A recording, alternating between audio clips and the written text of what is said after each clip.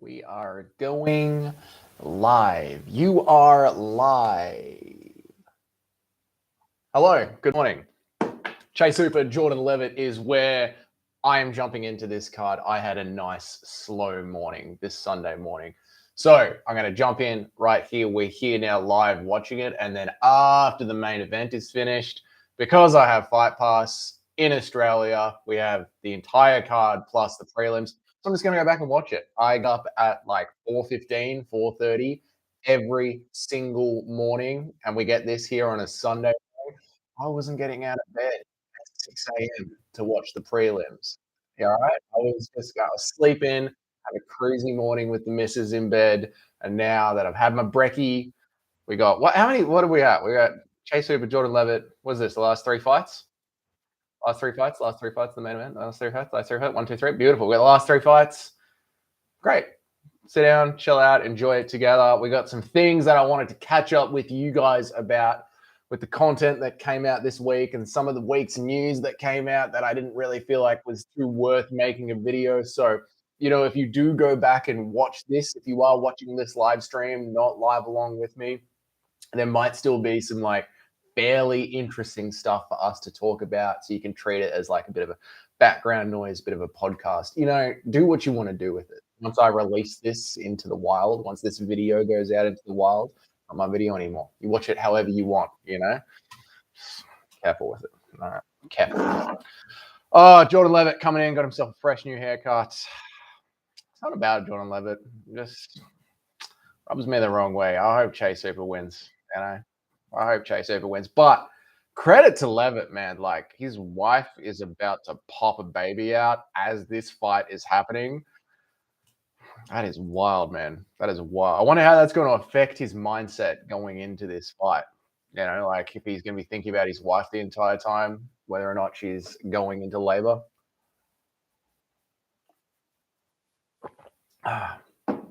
Chase Hooper, my betting favorite, who I think should win. Oh, I think he has come in as the favorite now. So good on him. Let's get ourselves organized here. Oh shit, me bloody light, mate. What have I done? Over there. Sunday morning UFC. How good does it get? I spent the afternoon yesterday on the couch just catching up on one championships Friday fight nights. Oh my God, if the UFC is ever boring you, jump over to one championship. It is so good. Every time I watch it, I'm so happy that I chucked it on the TV. It's so good. There are times where I'm watching one and I'm like, is it better? Is this better than the UFC? It feels better than the UFC at times. Crazy. We're spoiled, us MMA fans, spoiled. Spoiled. I can hear my girlfriend crawling around behind me. Do you need a hand, my love? What are you doing? This is how you're not interrupted.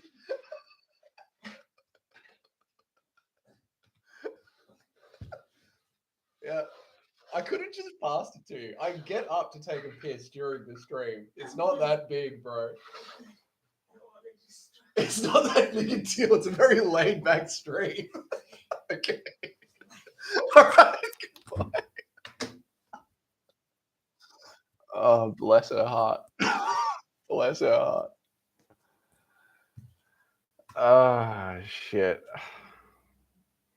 That's so funny.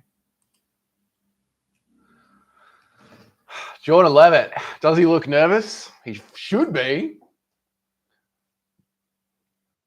Good on you, mate.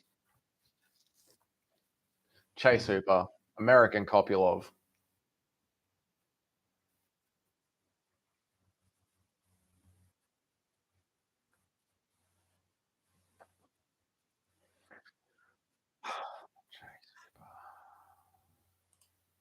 Exit full screen.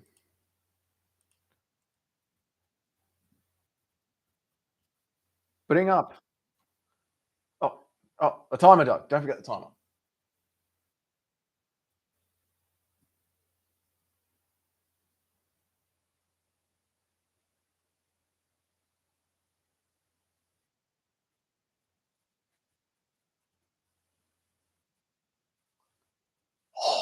He's so good at this. There we go. We're in. Okay, we're on. Down. Levitt's instantly trying to go for the back. He wants to get out of here quickly and go see his kid. But Hooper's around. I like that's nice. That's good. Now Levitt's on bottom. Hooper's just got to slip out, protect his arm. Protect his arm. Oh, Levitt's drived him against the cage. Hooper's got his underhooks in. They're in a tie clinch. Is Levitt bleeding? He's already cut. He's already bleeding. Huh. Must just be the dry skin clashing and the head movement. Maybe it was a head bump. Why else he'd be bleeding already? This is great scrambling from both of them, no? This is great scrambling. That's some awesome ground game that we're seeing.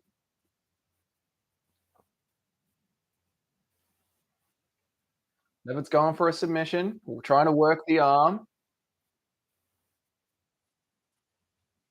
But the grappling is great. Hooper's on bottom, Lever's on top.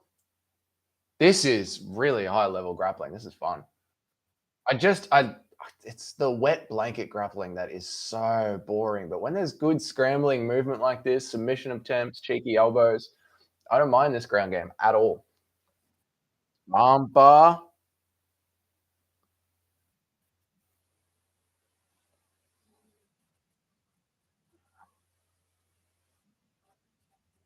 Look at this. They're both clinging on each other's arms. They're both fighting for who's going to win this. Chase can pop this arm out. Rufus just. This is awesome. Oh, Levitt. Yeah, pick him up and slam him. Nice. And then drops the fist into him as he hits the ground. Man, this is good. This is good stuff.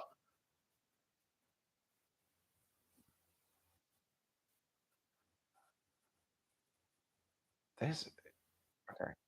Rufus going for another armbar. Levitt's postured up and rained down some big ground and pound. That was nice. Hooper did not enjoy that.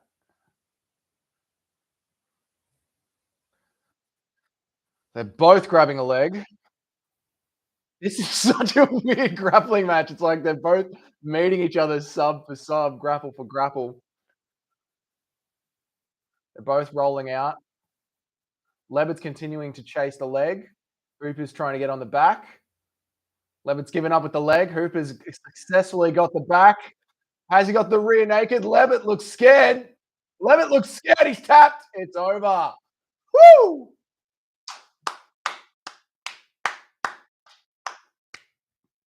Good work, boys. Making the grappling fun from both of them. Fuck. I didn't want Levitt to win, but watching how fun that was, I feel bad for the guy, man. I feel bad for the guy. That was such a competitive battle between the two of them. Oh, really good.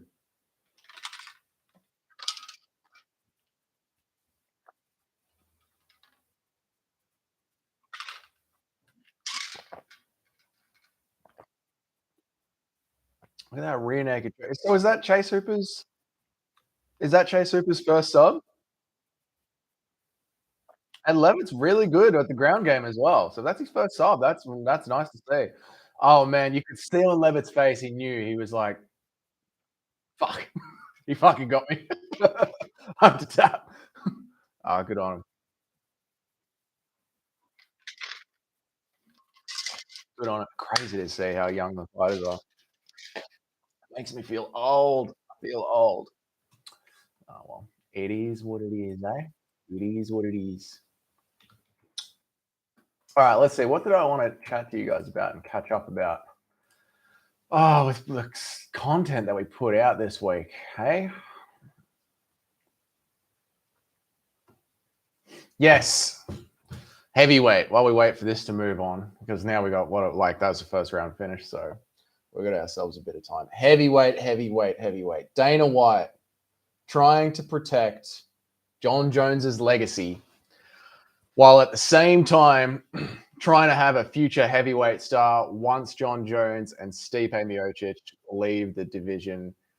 Dana is essentially, so this is how I say it. Essentially, Dana White is trying to have his cake and eat it too. Is that how you say that?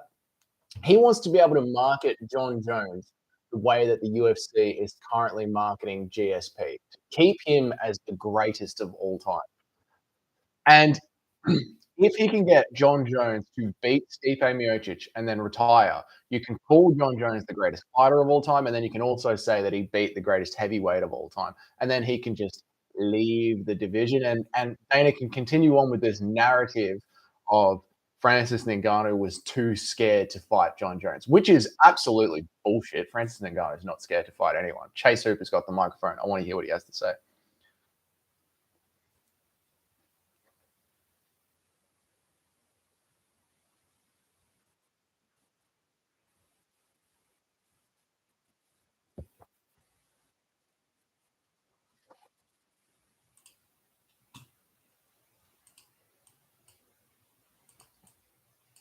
Oh, cool. Dude, his wife's gonna have a kid. Chase, you are a kid, mate. Oh my god.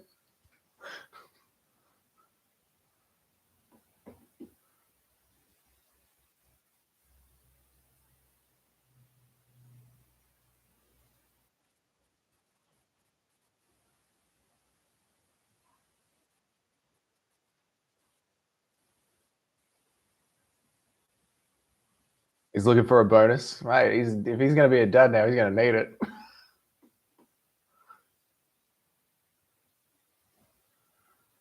He says, I'm going to be in here a lot more. Chase Hooper's already like a fairly active fighter, I feel like. Yeah? Isn't he fairly active? Chase Hooper, Tapology? I think we see him a lot. Chase Hooper, Tapology, let's go. I feel like we see him a lot, guys. I mean, 3 times a year, yeah? That's what we want. 2023, 2023, 2022, 2022, 2022, 3 times a year. 2021, 2021. Yeah, a little bit more activity. We'd like a little bit more activity out of him. That'd be good. A little bit more activity, as Volk would like to say. Keep me in there, and I'll get it done. I'll feed my kid. Michael Morales, Jake Matthews coming up next. I got a good feeling about Morales. I like him. He's a good young fighter. Okay. Dana White's mindset and okay, so he is going to be so adamant to get that John Jones Stipe Miocic fight happening purely because of how much he wants to protect John Jones' legacy and push Francis Ngannou's legacy down. That's if he can keep saying that Francis was too scared to fight John Jones and keep building Jones up, then he can continue on with this narrative that the UFC has the best fighters in every single division across the world, no matter what. So that is what the game plan is there. What like we need to do as a community is keep calling it out as much as possible in the comment sections, because it does make the UFC budge when they get called out for their bullshit nonstop. It does make them budge. It makes it a lot harder to sell those fights. And Tom Aspinall this week calling for John Jones to be stripped is exactly what he needs to be doing. It's Ian Gary is making himself a lot of noise. Jamal Hill is making himself a lot of noise. Now Tom Aspinall is making himself a lot of noise. And that's exactly what these guys need to do to make sure that they stay relevant and stay at the tips of the tongues and everyone in the media, but also at the tips of the fingers in the comment section, because the UFC is now purely in the business of just making the fights that make them the most money. That's literally why Colby Covington's getting shot against Leon Edwards and not Bilal Muhammad, because Bilal Muhammad is pay-per-view poison. And Colby learnt that the hard way. Remember, Colby was going to get dropped back in the day until he started being Colby Chaos Covington, the WWE character that he is now. And then he switched, and now he's had like pretty much nothing but main events. I mean, him versus Masvidal. How often do we get pay-per-views where it's not a championship headlining the pay-per-view? Very, very rarely. We're talking Conor McGregor, Nate Diaz, and Colby Covington. That's how bloody rare that is. So Colby learned that lesson, and he's used that to his advantage. I feel like Bilal is starting to learn that lesson as he's starting to appeal to the Dagestani Muslim fan base more and more. And with the interviews that he's giving, Bilal is starting to get that message, which is great for his career. But tying this all back into John Jones and heavyweight, Tom Aspinall needs to be the one leading this charge that he is the true heavyweight king and the true heavyweight king of the world, of the UFC, that John Jones doesn't want to fight real contenders. John Jones just wants a legacy fight. If he keeps banging that drum and keeps creating that narrative, it's going to be very, very hard for the UFC to ignore it and to book John Jones versus Stipe Miocic. I feel like Dana wants to protect Tom Aspinall as much as he can, because if Tom loses, right? If Tom loses and then goes back into the contender pool of the top 5, John Jones and Stipe Miocic retire, then you are left with just a heavyweight division that most of the people in that heavyweight division have already fought and lost to Francis Ngannou. So as Francis goes on with his boxing career and his PFL career and keeps making noise,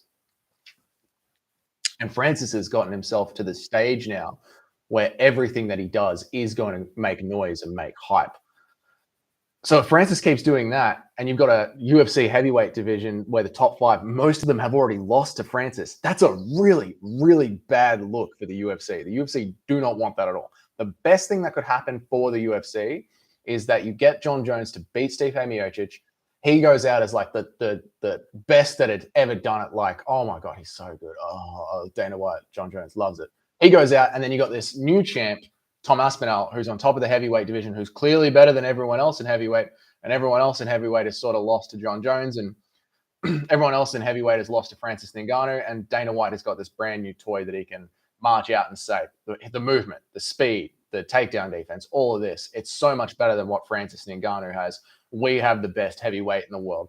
That, to me, is how the UFC want to plan their 2024 heavyweight, to make sure that they can say they have a better heavyweight than Francis Ngannou, which is a goddamn hard sell to make, because to me, Francis Ngannou might be not just the best heavyweight in the world, but one of the best fighters in the world. To be able to outbox Tyson Fury the way that he did is like fucking scary. It's scary to be able to do that. And then when you put the fact that we saw that he has now got decent takedown defense against Stipe Miocic. He has very good takedown defense. John Jones obviously is a great wrestler and a great grappler, clearly. But the weight difference, I know John Jones bulked up to heavyweight, but that's the thing. John Jones has to spend, what was it, 2 years, a year and a half, bulking up to heavyweight. Francis Ngannou has to cut weight to heavyweight. And he was able to stand with Cyril Gane, who is an amazing Muay Thai fighter, amazing kickboxer. He was able to stand with Cyril Gane and out wrestle him with a broken knee. Like his ACL was blown. So the reason that they have weight classes in wrestling is there. I mean, there's a reason they have that. There's a reason they have weight classes. So Francis Ngannou, assuming that he's fully healed, is heavier than John Jones with good takedown defense and with 2 well-working knees. Can he withstand John Jones's takedowns? Yeah, he probably can. He probably can. And then when it comes to standing and banging, how are they on the feet? John Jones's last stand-up test was like back when there was black and white television against Dominic Reyes, and Dominic Reyes pretty much won that. Like, I know John won it on the scorecards, but let's be honest, Dominic Reyes pretty much won that. And then before that, Thiago Santos, who had one leg and still nearly won that fight against John Jones as well. So you've got John Jones's stand-up, which is iffy 5 years ago, against Francis Ngannou's stand-up, which is he can box with the best boxer in the world. He can stand up for 2 or 3 rounds against Cyril Gane, the best stand-up fighter at heavyweight, arguably. He's got damn good stand-up. So who wins that? Who's the better fighter at heavyweight? Francis Ngannou. Francis Ngannou is probably the better fighter at heavyweight than John Jones. So and Dana White keeps doing this narrative of Francis Ngannou was too scared to fight John Jones. We tried to make that fight Francis didn't want it. Well, the entire time that the negotiations for that fight was happening, Jake Matthews is walking out now. The entire time that those negotiations were happening and we were waiting for that to happen, where was John Jones? John Jones was bulking, putting up weight, putting on weight, wasn't ready for heavyweight yet. And then the second that Francis Ngannou left the UFC, now John Jones is ready to come back. Now John Jones is going to PFL and doing face-offs with Francis Ngannou. Now John Jones is saying that he's ready to fight him. So, Dana, who is scared of who? Really? Really? Who is scared of who? I know it's hard to argue that Francis. I don't even think it is hard. I mean, I think I just laid out like a pretty good argument for why Francis is better than John Jones. Why John Jones was ducking Francis Ngannou. I don't know. I could be way off on that. But so that's the reason that I see Dana White so adamant at making the Jones-Stipe fight happen. What really annoys me about it is that we can get the exact same outcome that the UFC want and we the fans want. That the UFC want and we the fans want by just having John Jones fight Stipe Miocic as a legacy fight. It doesn't have to be a title fight. It can be a pay-per-view main event just for legacy, just for fun. We had Colby Covington versus Masvidal as a pay-per-view main event just for fun, just because that was a damn good fight. Jake Matthews just entered the cage. We had that one just for fun, just as a main event. We had Nate Diaz versus Tony Ferguson just for fun, just as a main event. Conor McGregor just has to call Dana White and say, I'm ready, and he gets a main event. Like, it doesn't have to have a belt on the line. You don't even need the BMF belt. It can just be a big-ass fight.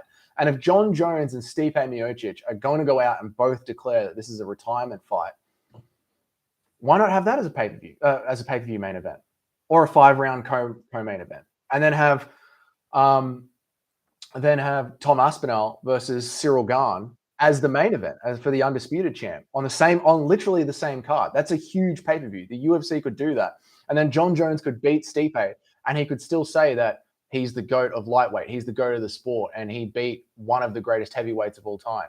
And then you can showcase Tom Aspinall against anyone in the top 5, Cyril Gane preferably, anyone in the top 5. And on the exact same night, Dana White can have his legacy fight, and we, the fans, can have our proper UFC heavyweight championship fight on the exact same card. That sells 600,000 pay-per-views. Michael Morales is in the cut zone, getting the Vaseline put on his face. He's almost ready to start. Yeah, so, I mean, to me, that showcases the new heavyweight stars. That showcases the old heavyweight legacy. Dana White gets everything that he wants. Makes sense to me. If I was Dana White, that's the move that I would be making. But so it is what it is.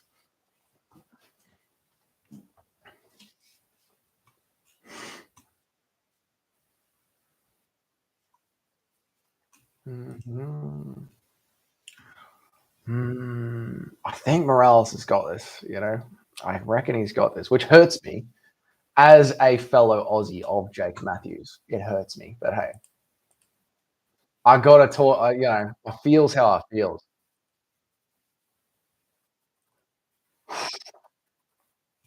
Come on, Jake.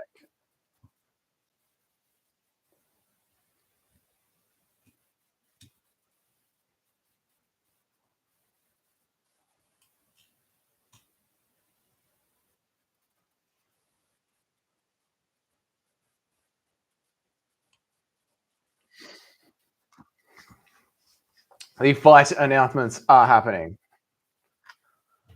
Jake Matthews, the underdog. Fair.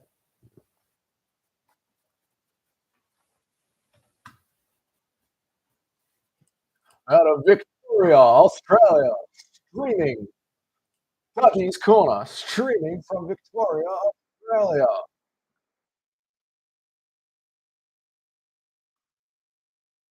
Last night, Melbourne put on we have Hex fight cards here. It was a $30 pay-per-view last night. I just couldn't bring myself to watch it. I can't pay for pay-per-views. I ain't paying for it.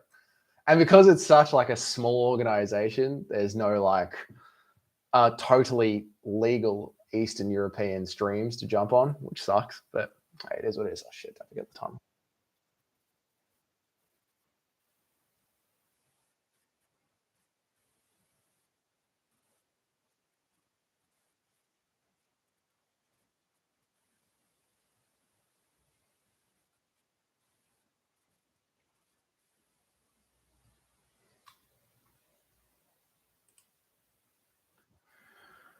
Whew.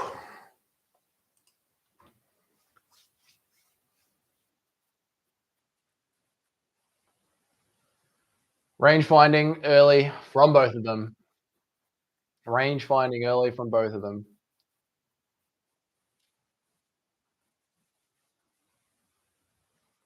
They're both just trying to establish a jab, playing the feet game. Tentative start. Calf kick from Morales. Barely anything on it. Just swing from Morales. Another low kick from Morales. Big overswing from Matthews.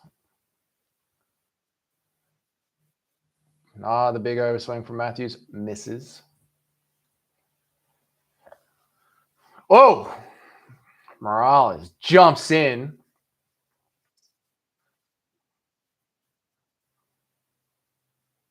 Oh, Matthews with a 1-2. Morales fires back, hits the guard. Both just struggling to find the right shot. Good body shot from Matthews.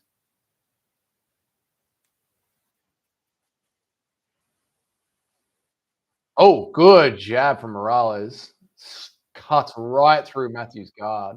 That was really good. Matthews trips. That's all right. He's back up. Good 1-2 from Morales. That one landed.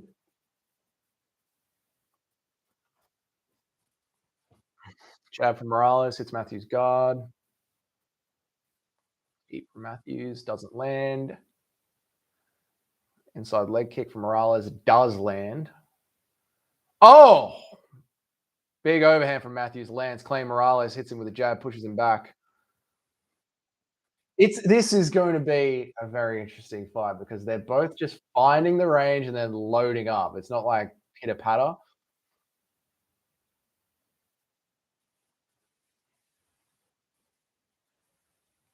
Good strong low kick from Morales. Hit the back of the calf of Matthews.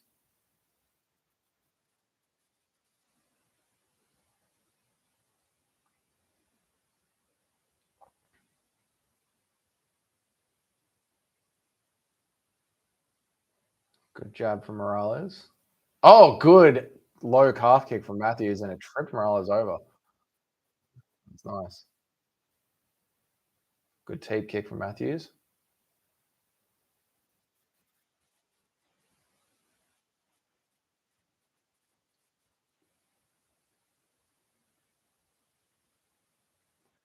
Both very trippy, like both very slippery. I think it's because they are putting everything in every shot. So when the other one moves out of the way, they fall forward and trip.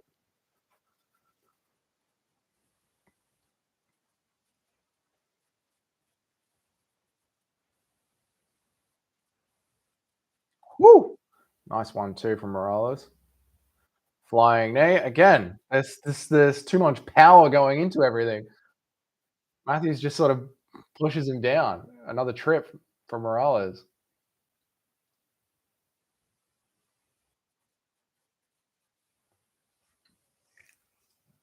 Matthews over swings, hits air. Morales just popping the jab out there. 1-2 hits nothing. Can we start like fucking aiming better, boys? Like, can we fucking hit something? You know what I mean? Like, there's a lot of like, what was that? Scissor kick from Morales that just lands in the air? What the fuck is going on here? Jesus Christ. Oh, now that was good from Matthews.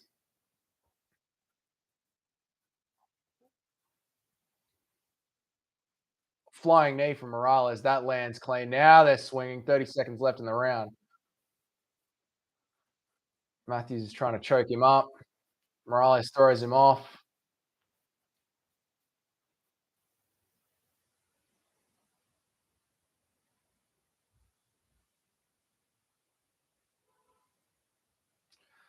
Morales just threw a body kick.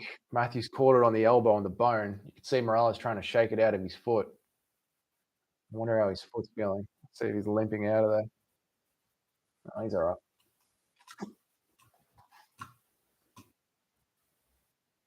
Morales first round.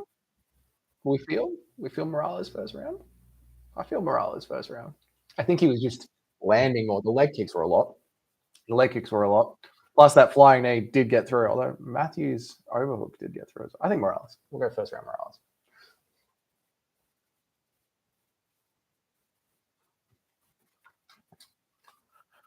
10-9 Morales.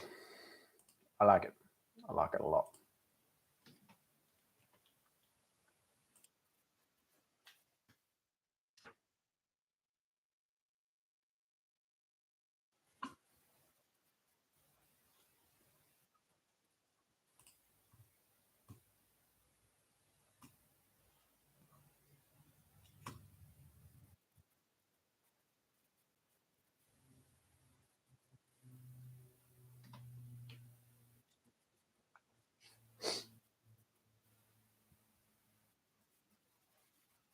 Oh shit.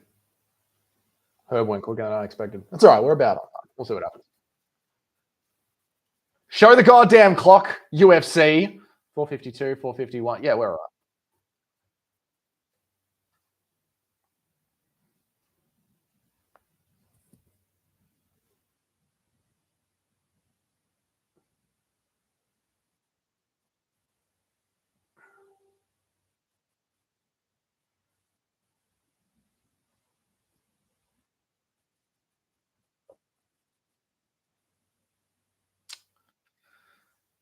I would hope that the energy would pick up a little bit in the second round. We should have found each other's range by now, yeah? That last round ended with a lot of heat on it. Like to pick up where we left off. What's the name of that anime? That tattoo that Jake Matthews has got right here? Brutus or something? Oof. Morales just working a jab, working in. Nice overhand. Matthews with a quick uppercut. Yep. Morales working the uppercuts, working. Oh, nice. He's putting it on Matthews now. Yeah, nice. This is what I like. Now that first round got out of the way and they found the range, Morales just like works the jab to get himself in there, clinches up with Matthews and throws those heavy uppercuts. That was good. And all Matthews had for him was to just spin out, get away.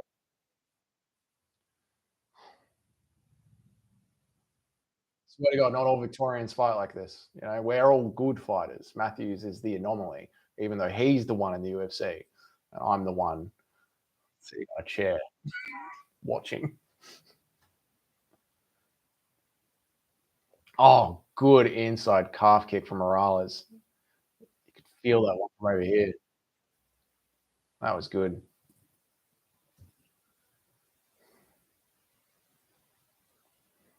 Matthews lunges in, out of range. Oh, good exchange. Matthews landed heavier.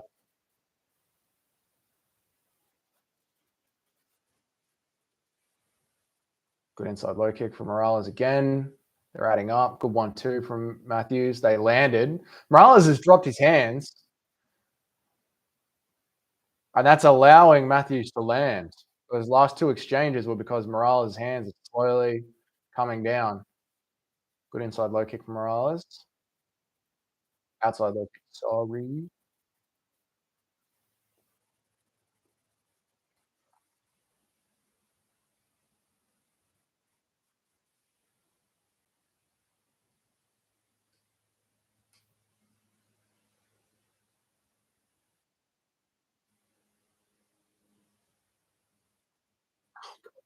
Did you say that song from Matthews? Oh my God. Oh no. That was good. That landed clean on the chin for Jake. Another one landed clean on the chin for Jake. Morales moved out of the way of that one.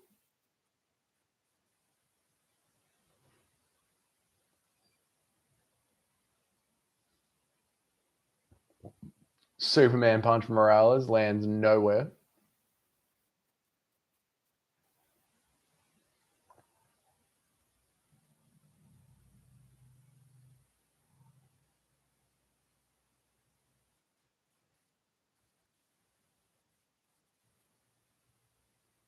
Good exchange there. Matthews won that one.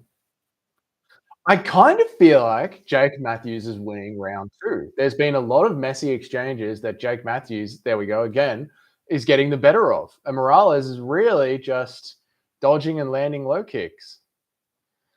According to the score count, the significant strike count, I'm way off. That's what I'm saying. I feel like the cleaner, harder shots are landing from Jake Matthews. I would give this 1-1, to be honest.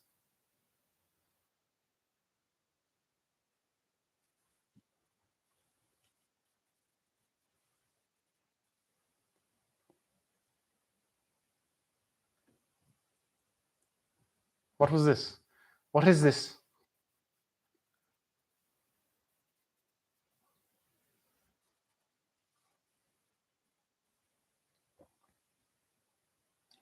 Morales lands the good heavy shots to end the round. Jake Matthews covering up. Morales body kick.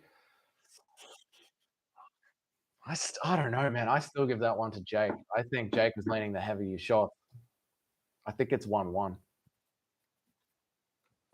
Am I wrong? Let me know. Let me know. Are you watching this as I'm watching this? Am I wrong? What does Twitter reckon, bro? Give me a read here. You see Vegas 82. Latest.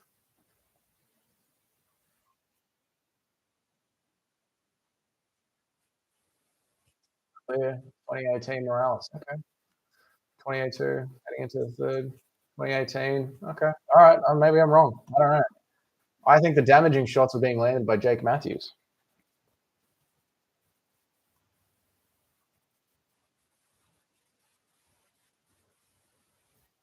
Morales 2018.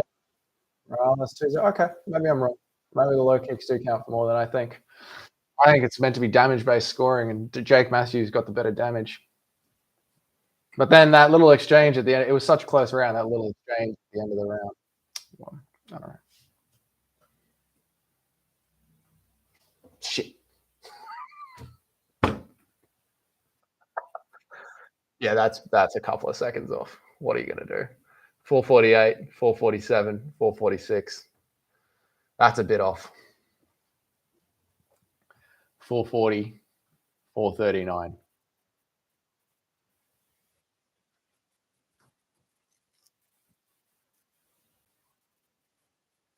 Okay, so according to the scorecards, yeah, oh, low blow.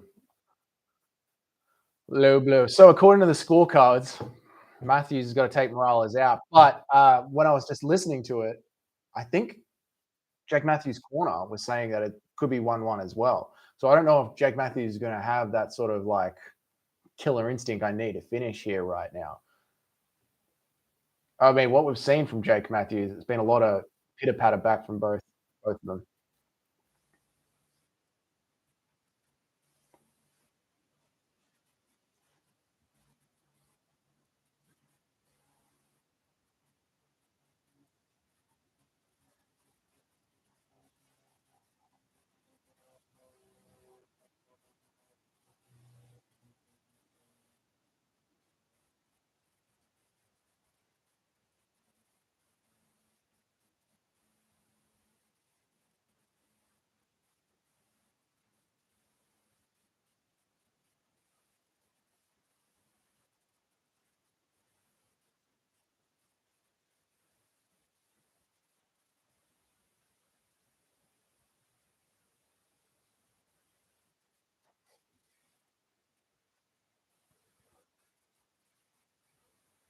Oh, flying knee from Morales there. Again, doesn't land, just sort of hits the guard.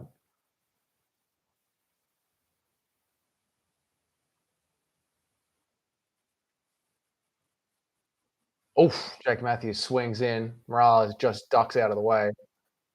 15. Another good exchange. I feel like that one landed for Matthews. Low kick from Morales. Nearly trips Jake Matthews up. This fight is sort of like lulling me into, I don't know, it doesn't feel like a high energy fight. You know what I mean? It just feels a bit flat, doesn't it? There's no like big shot.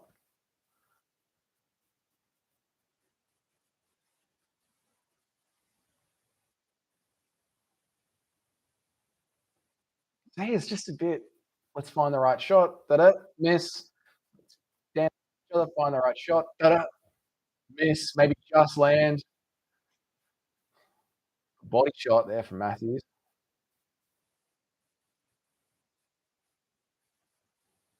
Phew, stepping uppercut from Morales. That was a nice. That had some heat on.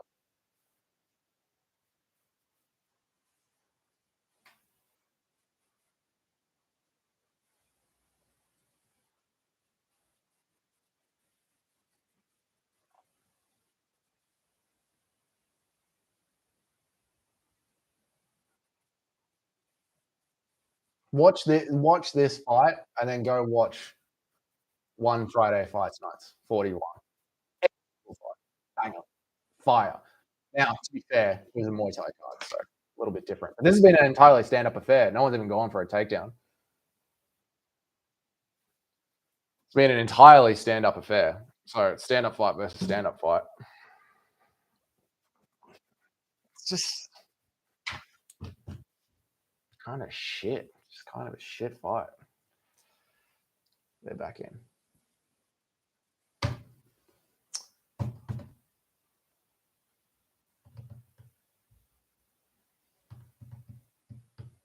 Morales has run away again with the significant strikes.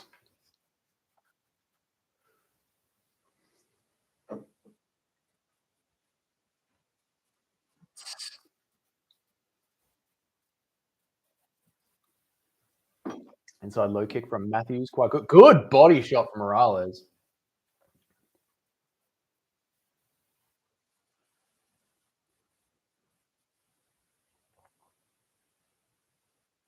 Even the apex sounds dead, doesn't it? Apex sounds quiet as.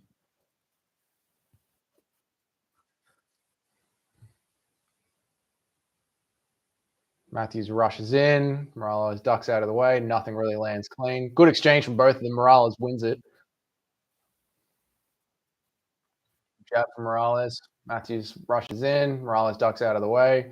That has been the story of the fight. That has been the absolute story of the fight. Welterweight. Mediocre. Who the fuck is this guy sitting on his couch calling these fighters mediocre? I know, it's rude. That's rude. Matthews going for a choke. Doesn't have it. Morales is going to shake out. He does. Matthews lands two on the exchange. Morales spins back into the center, goes for a flying knee that misses.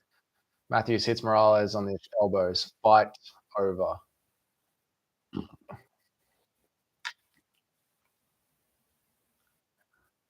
And they're hugging each other in the war. I mean, I get that. To them, it probably felt very, very competitive because they were standing there looking at each other, looking each other's shots, going in, swinging, unfortunately missing. So, like, POV for the fighter probably felt very intense. You never know, like, if you just barely miss pulling your head back, you're gonna get fucking clipped.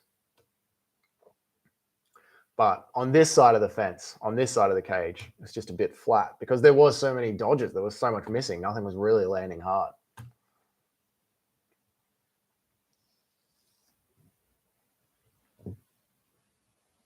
Fuck. UFC December 2nd. That card is so good. Dan Hooker versus Bobby Green. Bobby Green. I think Bobby Green. Dan Hooker only moves his head in one direction. forwards and backwards.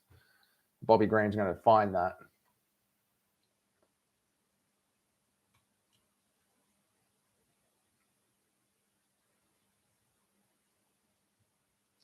Good on you, Michael Morales. Oh, our best interpreter in the game. Here we go.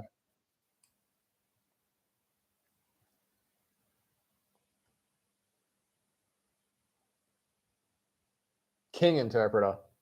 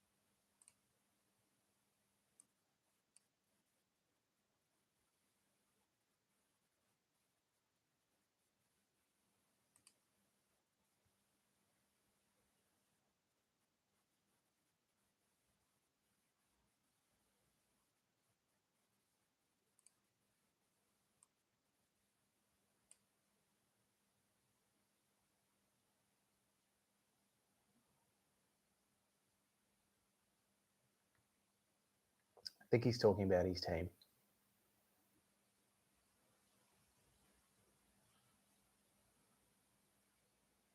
Translator's not getting all of this. The translator's not getting all of this.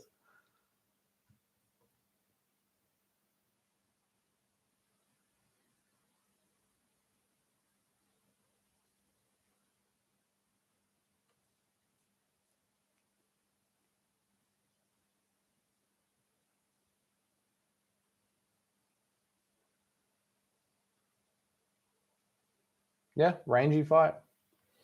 Rangy fight. That's pretty much what he said. Wanted to make it a rangy fight. He did make it a rangy fight. That's what we got. But a rangy fight is a bit of a slow fight. Hey, am I wrong? Am I wrong? I don't think so.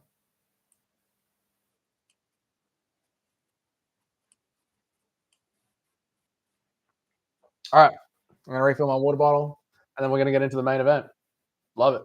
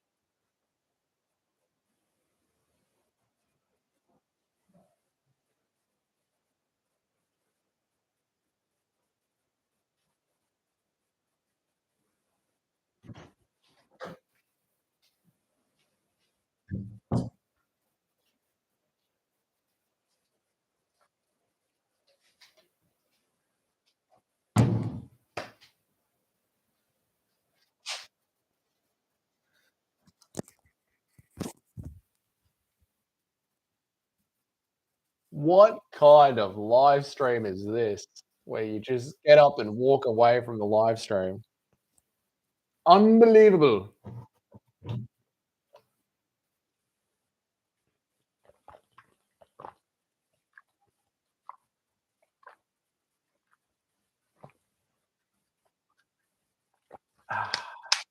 Refreshing.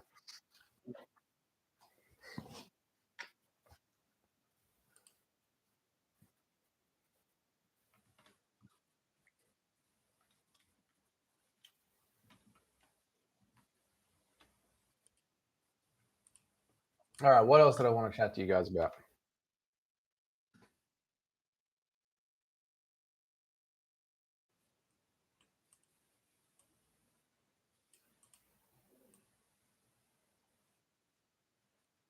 Hmm.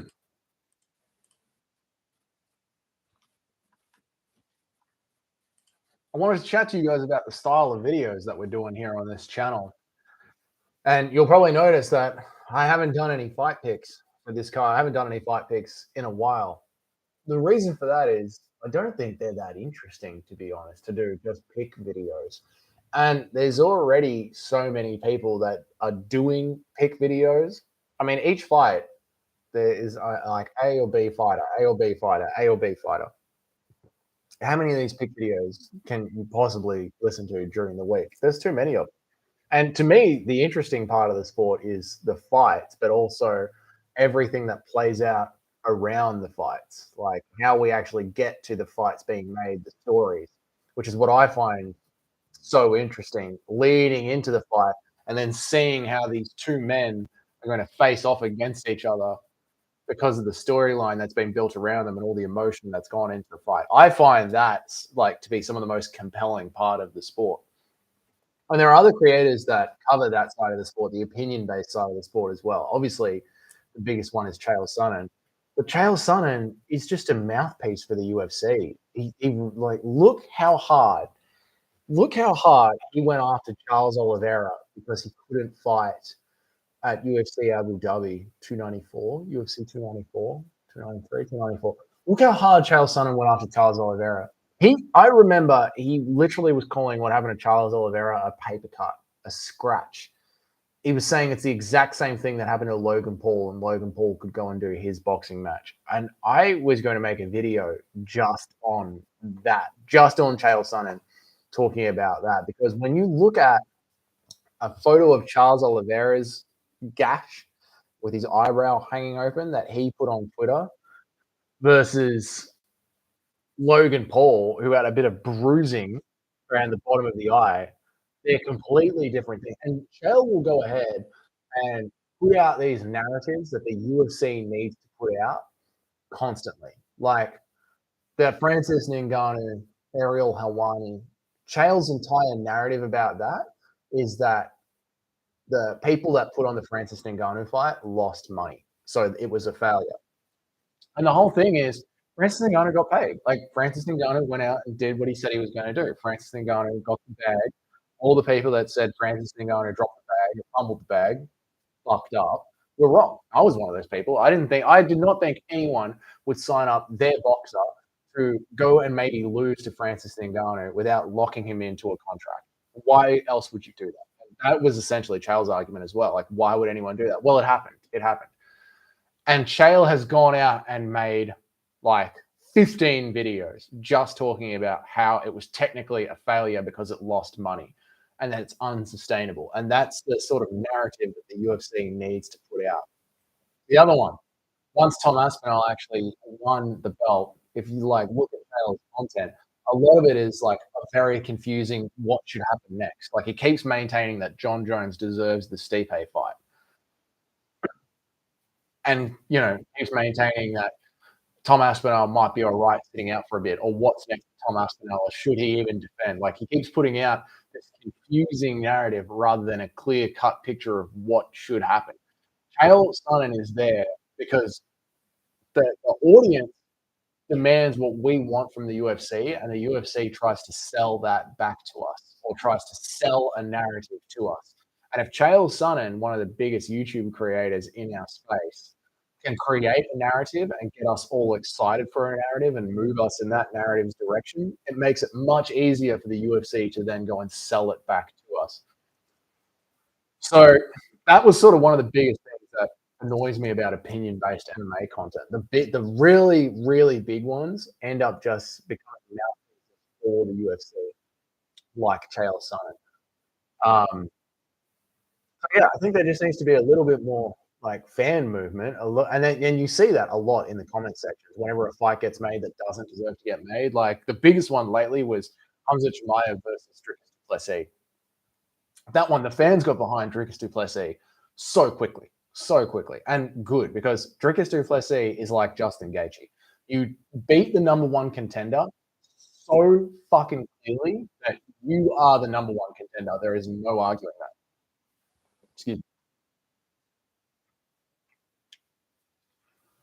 And that is a perfect example of that because Chael Sonnen with Dricus du Plessis was calling Dricus out, saying that he just had a sprained ankle. He didn't want the fight. He doesn't deserve the fight. He was too scared to fight the challenger.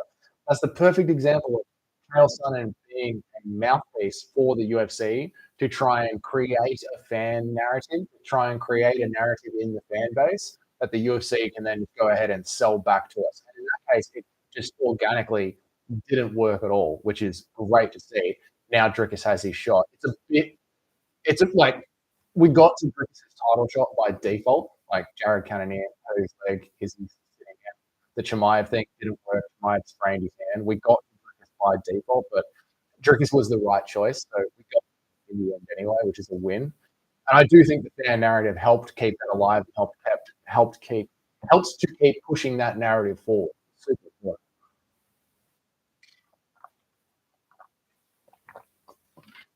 Okay, Brendan Allen's in the cage. Paul Craig is looking ready for war. Absolutely ready for war. The way they're staring each other down before he even gets in there. That's sick. I love that. Look at them just eyeing each other off. Fucking awesome. Problem is though, Paul Craig's lit up here. They get lit up. His hands are not that good, and his jiu-jitsu is sort of stun and awe jiu-jitsu.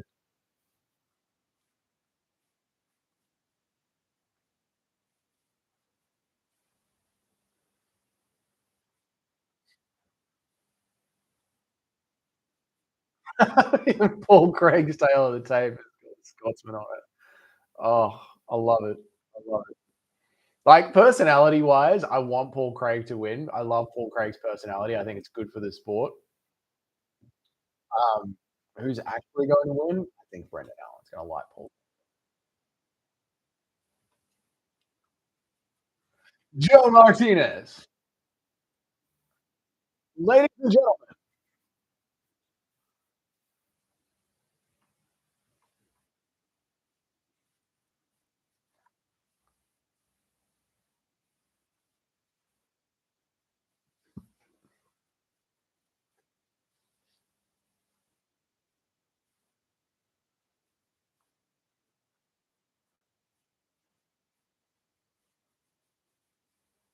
Mark Smith, good ref, really good referee. Mark Smith, way better than Mark Goddard.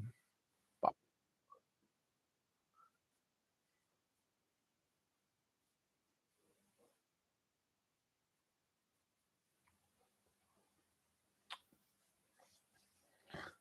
I wasn't that hyped for this main event, but I'm feeling it now. I'm feeling hyped for this main event now. It's good. I'm loving the intensity between the two of them.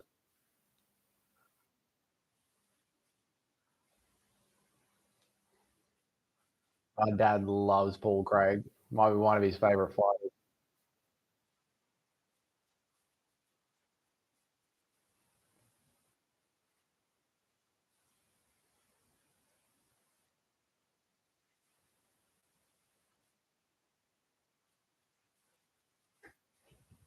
Oh,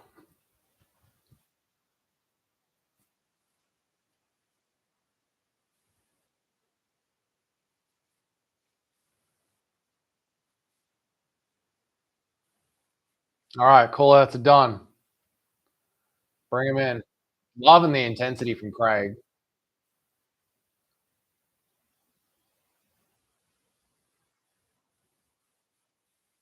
Jeez. Oh, Craig's in a mood today.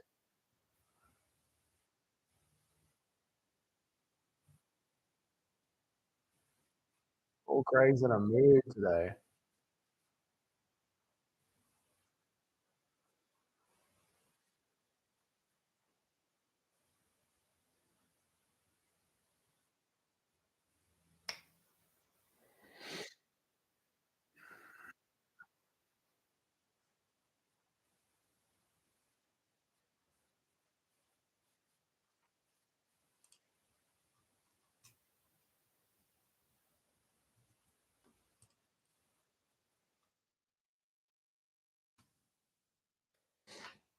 Okay. It's the game of the low kick. It's the game of the low kick. 1-2 down the pipe from Allen. Another low kick from Brendan Allen. Landing stomp from Craig. Watching Craig stand up always makes me so nervous.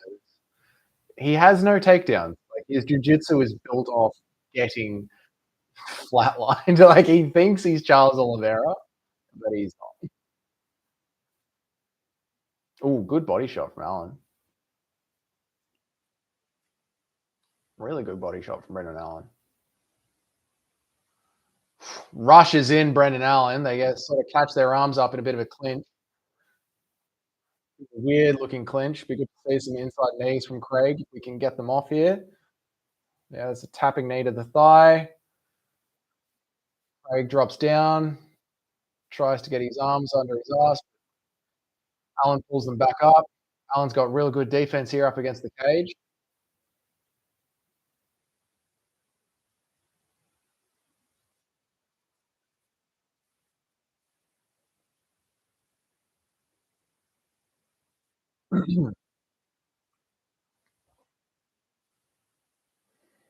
Oh, good trip from Allen, and Allen's on top. Raining down ground and pound. Go on, Paul Craig. Big shots from Brendan Allen from the top. Big elbow. That one sliced Craig. That's the kind of elbow that would.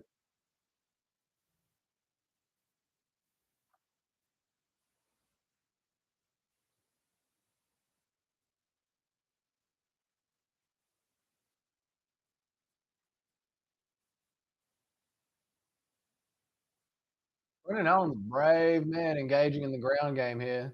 Real brave man.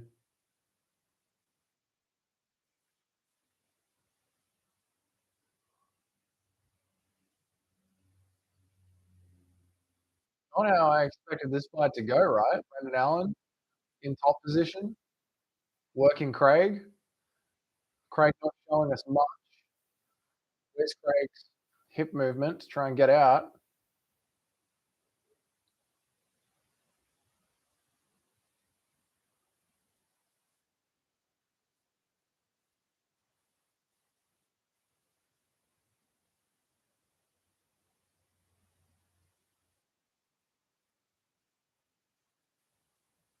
Here we go. Now Craig's turning around. Allen can still control him. Allen just using the top of his body since Paul Craig's got his leg tied up. Very weird. I don't know if we've ever seen that. That looks very. Oh, Brendan Allen! Oh, Paul Craig's going for the ankle.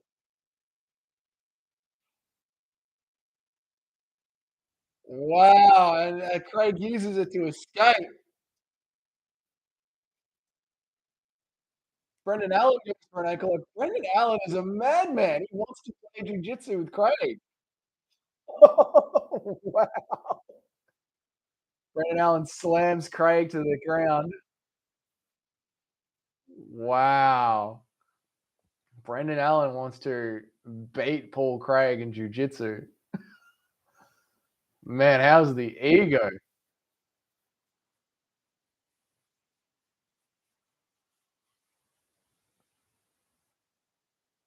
Oh, good inside elbow from Brendan Allen.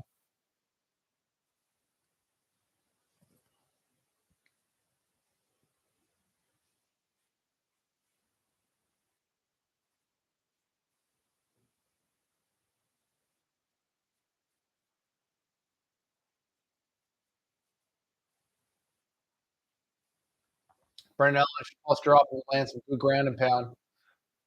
Just a nice inside shot there. Nice round over. That was fun. That was a really fun round. That was really good. Yeah, I'm happy with that. Brendan Allen first round, obviously.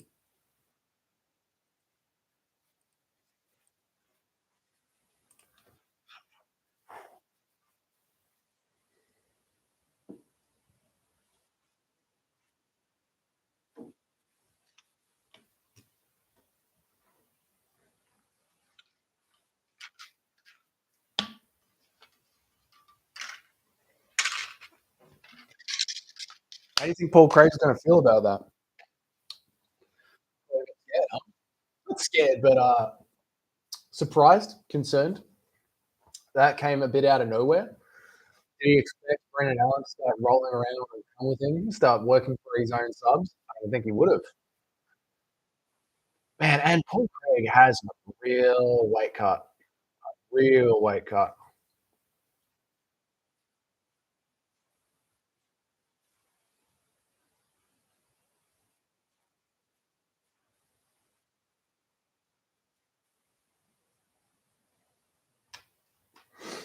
We're back. Let's go. Let's go. I think Allen's going to win. Oh, 1-2 from Allen. Really wobbles Craig. Craig dives in for a double leg. Not even close. Brendan Allen jumps on top. Lands big elbows. Brendan Allen, stand up. Stand up, mate. Invite him up.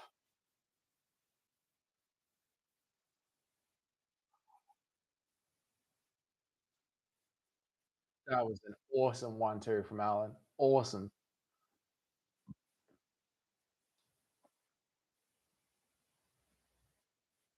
Strong elbows from Brendan Allen.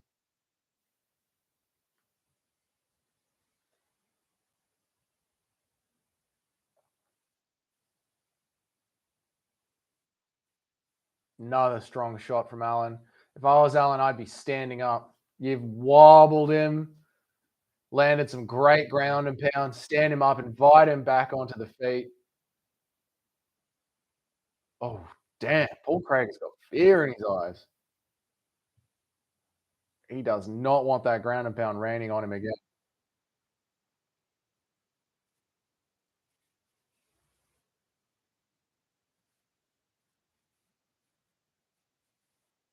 Brendan Allen working into half guard.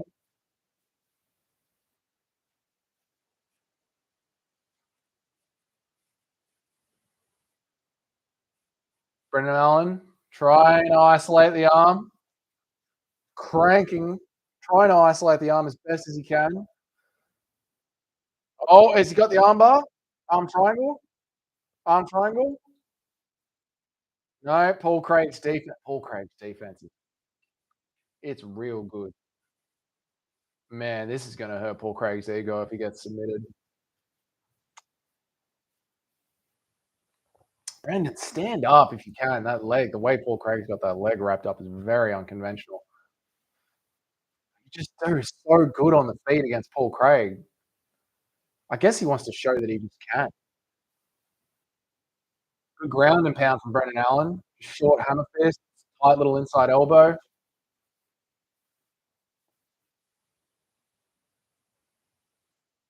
Oh, another good inside elbow from Allen.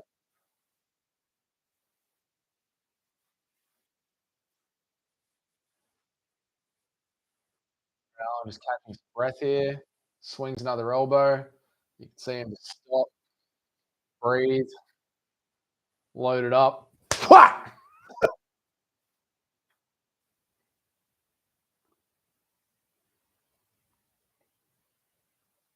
Oh, another short inside elbow. Love it. Stand up, Brendan. Stand up. Another short inside elbow. Stand up, Alan. Paul Craig with the arm. Alan stays defensive. Pushes Craig's legs out of the way.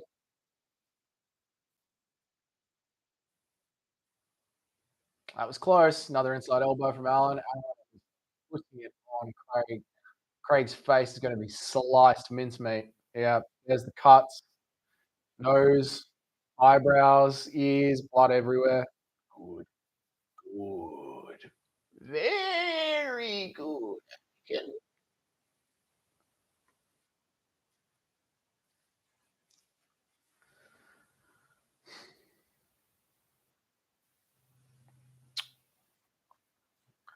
Alan's just working guard, half guard, full guard. Sure his arms are clear. When his arms out, short elbow, postures up, ground and pound.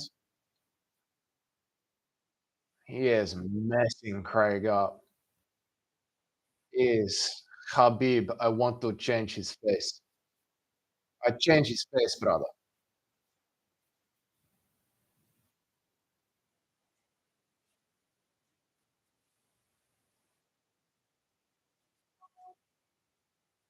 Alan looking for a choke.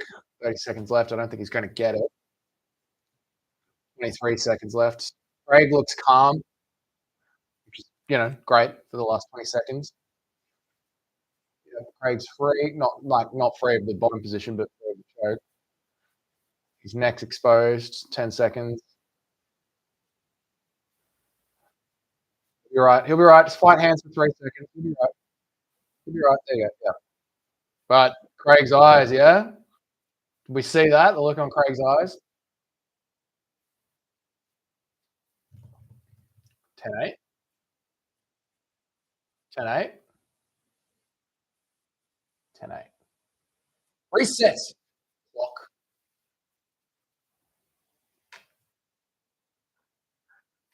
10-8, I think. 10-8 for Brendan Allen on the ground against Paul Craig. Who saw this coming? I tried to make it nicer. There we go.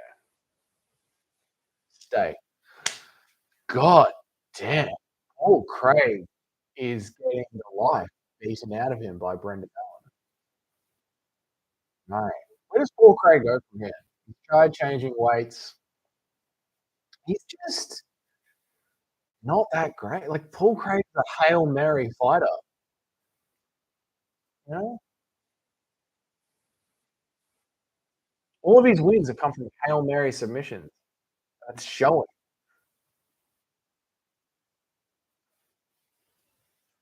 Brendan Allen versus Paulo Costa next, please.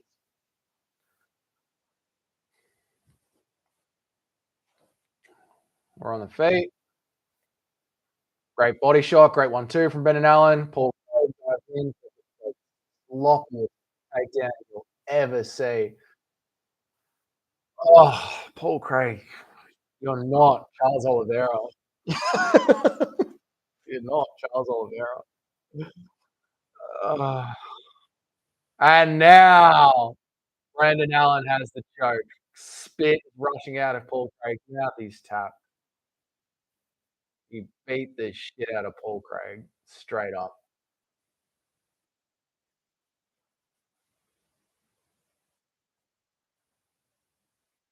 Wow. He broke Paul Craig. Broke him. Like, I'm gonna say retired Paul Craig, because where does Paul Craig go? He's just gonna be a middling outs like edge of the top 15, out of the top 15, into the top 15. Paul Craig's entire career depends on whether or not he can get the Hail Mary sub when he gets knocked down. Those takedowns from Craig, horrible. Just horrible. Damn, Brendan Allen's good. Real good. Brendan Allen, go after Paulo Costa. Call out Paulo Costa. Chase him down. Take his spot for him. What's Paulo Costa down to these days? 6, 7? Something like that. You'll sub Costa easy. And Costa's pillow hands, no worries. That's an easy number to take.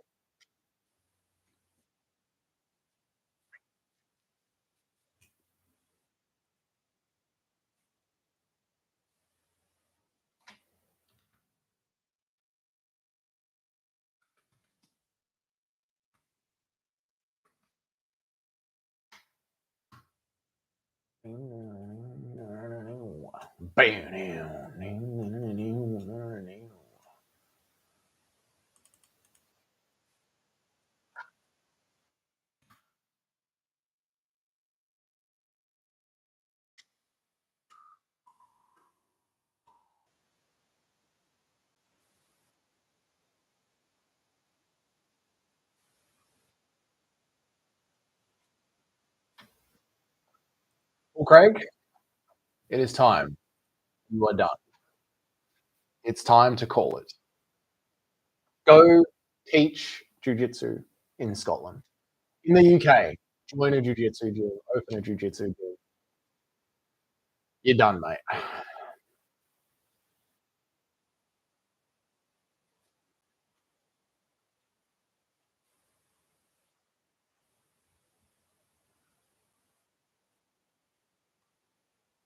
Or, or instead of cutting all this weight, Paul Craig, hear me now, Paul Craig.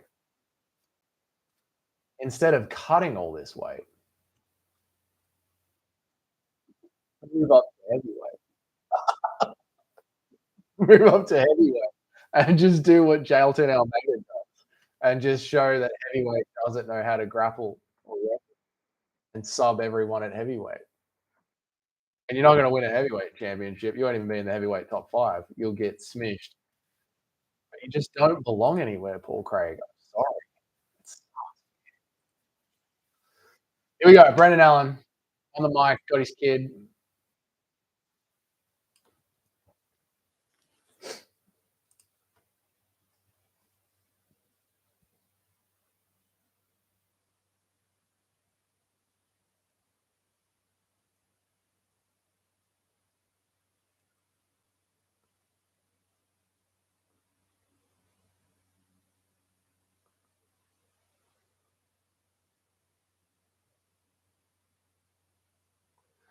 He's aiming a bit high.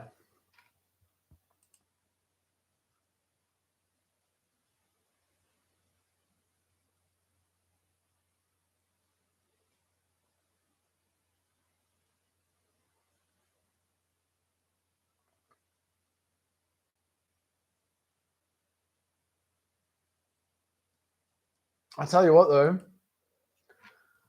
Brendan Allen, Robert Whitaker, Feb, Australia.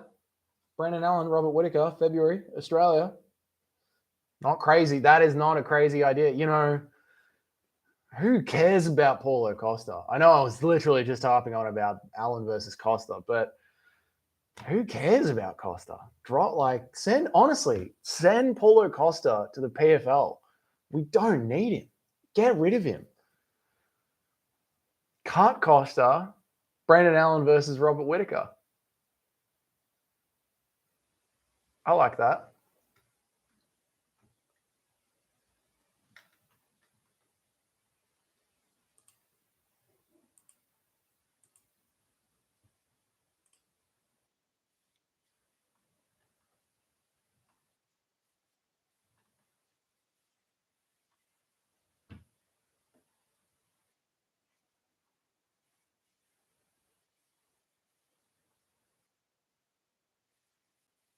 Yeah, nice.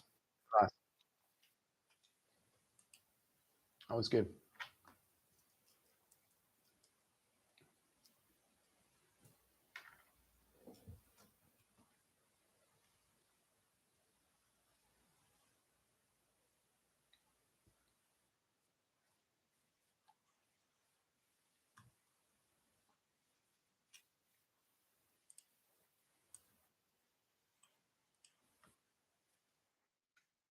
Nice, nice. All right, guys.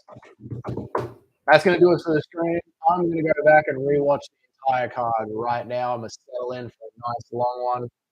Thank you so much for joining me on this stream. Let me know your thoughts when it comes to heavyweight.